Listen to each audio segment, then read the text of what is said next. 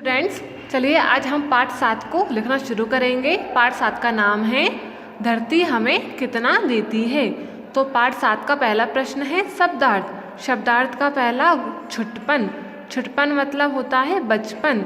दूसरा है बंध्या। बंध्या मीन्स बंजर। तीसरा हताश। हताश मीन्स निराश। चौथा है तृष्णा। तृष्णा का मतलब होता है लालच। पांचवा हर्ष विमूढ़। हर्ष विमूढ़ का मतलब है बहुत प्रसन्न, बहुत खुश। छठा है विस्मय। विस्मय मीन्स आश्चर्य। सातवां सहसा। सहसा मीन्स अचानक। आठवां स्मरण। स्मरण मीन्स याद या याद करना।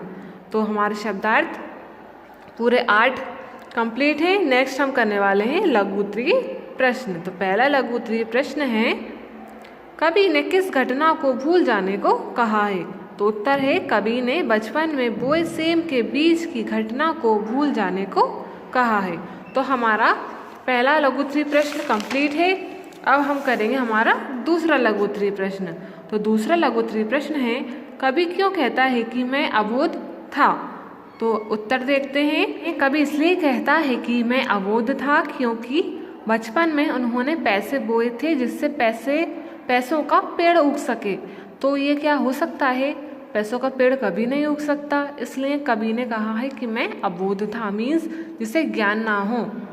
तीसरा प्रश्न देखते हैं। तीसरा प्रश्न है क्या देखकर कवि हर्ष विमूढ़ हो गया। तो क्या देखकर कवि हर्ष विमूढ़ हो गया था, मीन्स खुश हो गया था। कवि ने देखा कि आंगन के कोने में छोटे छोटे पौधे उग गए हैं। चौथा छाता ताने कौन खड़े हुए थे। तो छाता ताने सेम के पौधे खड़े थे। चौथा प्रश्न मेरी आँखों के सम्मुख अब खड़ी गर्व से नन्हे नाटे पैर पटक बढ़ती जाती है। इस पंक्ति में किसके बढ़ने की बात की गई है। तो किसके बढ़ने की बात की गई है, इस पंक्ति में सेम के पौधों के बढ़ने की बात की गई है।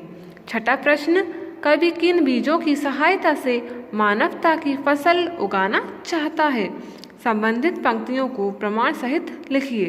तो उत्तर देखते हैं कवि सच्ची क्षमता के दाने तथा जन की क्षमता के दाने बोना चाहता है। तो इस तरह हमारे लघु उत्तरीय प्रश्न कंप्लीट हैं। अब हम आते हैं हमारे दीर्घ उत्तरीय प्रश्न पर।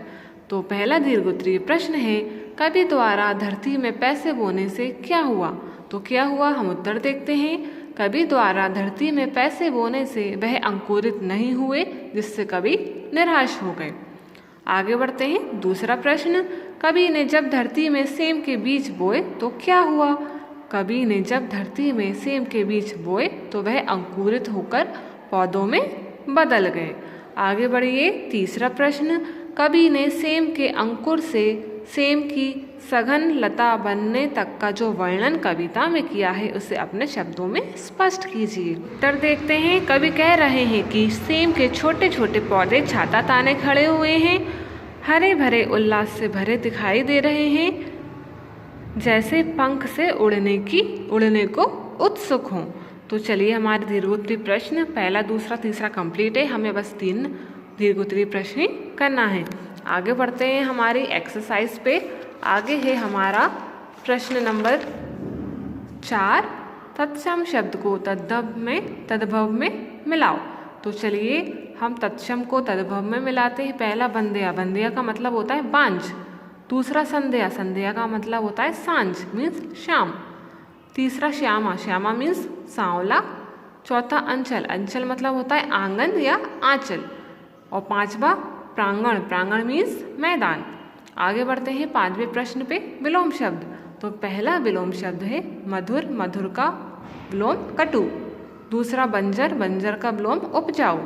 तीसरा हताश। हताश का विलोम आशावान। चौथा अबोध। अबोध मीन्स या अबोध का विलोम बोध। पांचवा गहरा। गहरा का छिछला। और छठा हर्ष। हर्ष का होगा शौक। तो चलिए इस तरह हमारी एक्सरसाइज भी कंप्लीट हो गई। अब हम हमारे नेक्स्ट वीडियो में अगले पार्ट जिसका मतलब पार्ट 8 से शुरू करेंगे। आप लोग अपनी कॉपी को कंप्लीट करिएगा।